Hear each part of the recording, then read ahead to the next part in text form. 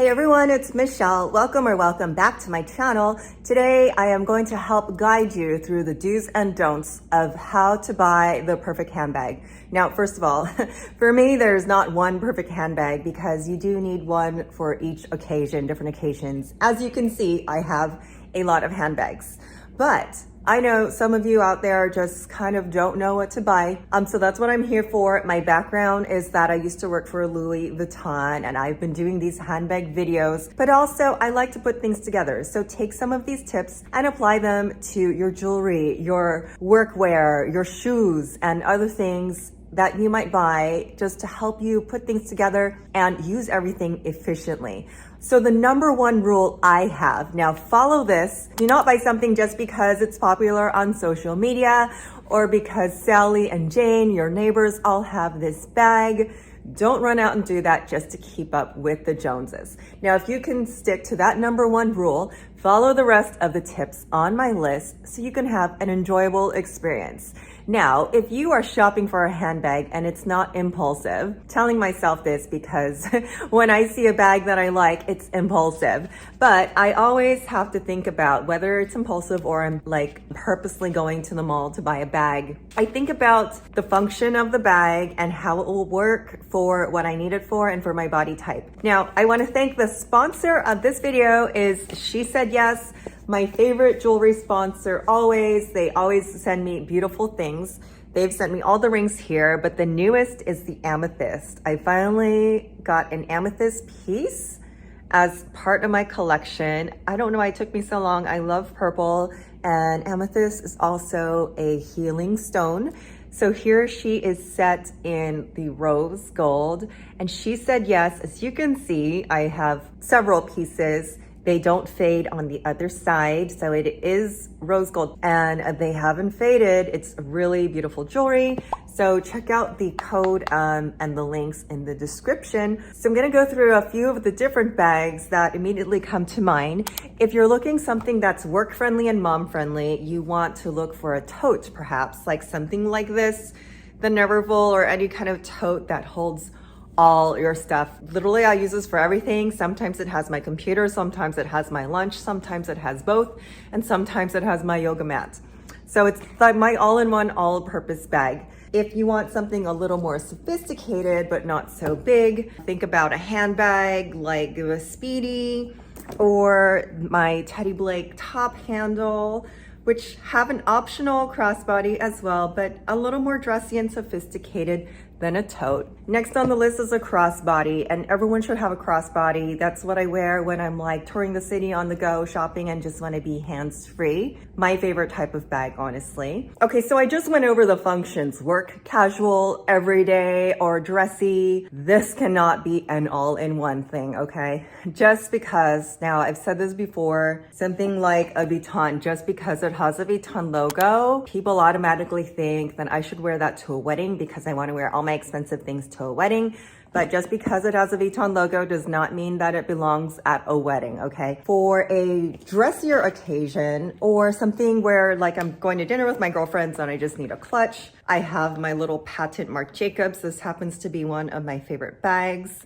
That's my go-to. And then I got this little gold number. She's just a fun little thing that goes great with black or white or prints. So those types of little bags really work great for me when it comes to like dressier occasions. Okay, now my next rule is to spend within your budget. It is so easy to go out of budget. I'm so guilty of this, okay? If I know there's room on my credit card, I could potentially do that. So that's something I am watching. Now, I have heard from leather and handbag experts that you really shouldn't spend more than $500 on a handbag if you really break down the cost of the material and the labor. A lot of what we are paying for anyways, you know this already, is the logo, the marketing, the actors they pay to model these bags. So there's a lot of things that we pay into the bag that we're not actually holding in the bag, if that makes sense. So my advice on the spending is to not go over $600. And that's very easy too with my next tip is most brands go on sale or at least have some kind of coupon. So wait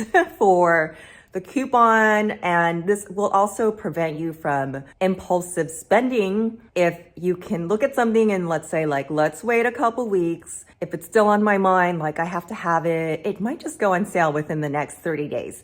Fashion moves so quickly now that most things go on sale within 30 days. Okay, my next tip is do not go for trends. Now, most of the trendy bags will go on sale if you're going to go for something that's trendy. But for myself, I like to pick out bags that are timeless. But even if it tends to be a trendy color, that bag can also be timeless. Now, trendy color, I mean, like, I'm trying to think of what the color of the year is right now. Something sage or like yellow seems to be big right now. Even though they might be a little trendy, they can still fit in many places in your wardrobe. So we'll get to that too. Okay, which leads me to the next tip. Even if the bag is a tad bit trendy, like if it has rhinestones or something, the mistake I see people make too is they try to match their bag, and you do not have to match your bag. Your bag should actually complement or contrast most of the items in your wardrobe. For example, the gold bag. You're not going to be walking down the street wearing shiny lame or patent gold. So don't try to match your handbag. This is actually a great contrast. Like I said, if you're wearing black, like a black pantsuit, or maybe even some linen pants in white or cream. So it is going to contrast, but also your bag can complement your outfit in the same way. This is another great bag that it is cream, so if you're wearing a cream outfit, it's going to complement it. If you're wearing a black outfit, it is going to both contrast and complement it. And of course, you can still do the black on black look. If you've got black shoes, black suit, black bag, that's fine too. I don't carry a lot of black bags because I do want my bag to contrast and complement my outfit. So this is another really great style from Teddy Blake. She is really inexpensive. Her style is very similar to the Sac du Jour from YSL. This is the Kate from Teddy Blake. These little fasteners open her, and she also has a crossbody strap. She also looks really elegant. So this is something I would choose. I definitely put on the list as a great everyday timeless type of bag, and she is under $500. So when I worked at Vuitton, I loved selling red bags, but no one ever wanted to buy them because they said, I have nothing red in my wardrobe. And like, wait. No, I'm like, please scratch that. You don't have to wear red to wear a red bag. That's just silly. That's just like too much red. You'll look like a red M&M with white boots. So same with this floral bag that I got from Furla. When I bought this, so she was definitely impulsive. I was walking by the window and I just hit 8,000 subscribers and I was in a celebratory mood and I wanted to treat myself. Okay, so I felt a little bad, like, ew, you just spent a lot of money. And then also I bought her regular price. And then I learned later that I could have used the coupon had I bought her online. So another, kind of mistakes I made, impulsive, and then I didn't look for the best price. But I did go back and get the price adjusted. So I brought this to my friend to look at. She wasn't like that thrilled, and it didn't have the scarf on it when I showed it. And she was like, yeah, well, you can always sell it if you don't use it. This turns out to be my most complimented bag. Whenever I wear her, whenever I use her, everyone loves it. And same with the red Teddy Blake Ava in Crocodile. Everybody thinks she is expensive. Like, that is a luxury bag. Okay, so what makes these two so special is they really stand out against my outfit. Leads me to the next. I just told you that my friend didn't like this bag when I showed her initially, and she's turned out to be the star of my closet, because the next tip on here is do not take advice from friends.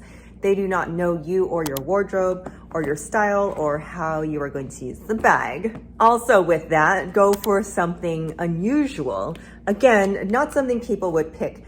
And also people have told me that I would not have picked that had I just seen it on the shelf. But when I see it on you and your outfits, Michelle, I really get it. Like, I get it now why every woman should have a floral bag or some floral accessories or even some floral shoes. They are unusual from your like black bags or your beige bags or your Louis Vuitton monogram. Now, not saying there's anything wrong with those, but this is my personal guide to shopping for really special pieces. Lastly on the list, this is important. Do not let the bag wear you. You wear the bag, do not let the bag wear you. So give you an example here, like this bag here, the Speedy. I do not wear her very much because actually it's big for me and I'm used to smaller bags, but also I'm the type to put everything in there. I'm gonna have 6 lipsticks and 10 nail polishes and 5 eyeliners in here by the end of the week. And that's just, you know, a bad habit of mine, but it will get heavy. And then I'll find that I'm not actually able to carry it comfortably. So it's just not really my style of bag. Another example, like this tote works for me, but there's some other totes, and some people say this doesn't work for them because the straps are too thin. So you really want to try the bag in the store and put your wallet, put your makeup case in there to make sure that it's going to work for you. There are some bags that simply just slide off my shoulder, so I already know it's not going to work for me. And when it looks like that and you're walking down the street and you're struggling to carry your bag, clearly the bag is wearing you. So a good example for this too is your travel bags. Everybody wants a Louis Vuitton Keep All because it's gonna make me look so elegant and rich when traveling. Now, especially for the ladies, I always say, put all your stuff in there and see how heavy it is. Because if you're not rolling that on your rolly suitcase, or if you don't have a significant other to hold it for you, you have to crossbody or weigh it on your shoulder, and you're gonna look really awkward and you're gonna have neck and back problems by the time you get to your destination. So that's another reason I'm like crossing the line into travel gear as opposed to handbags. But think of those things like, is the bag easy for you to wear? Another example too, the clutches. These are definitely not everyday bags. These are party, cocktail occasions. They have a wrist strap.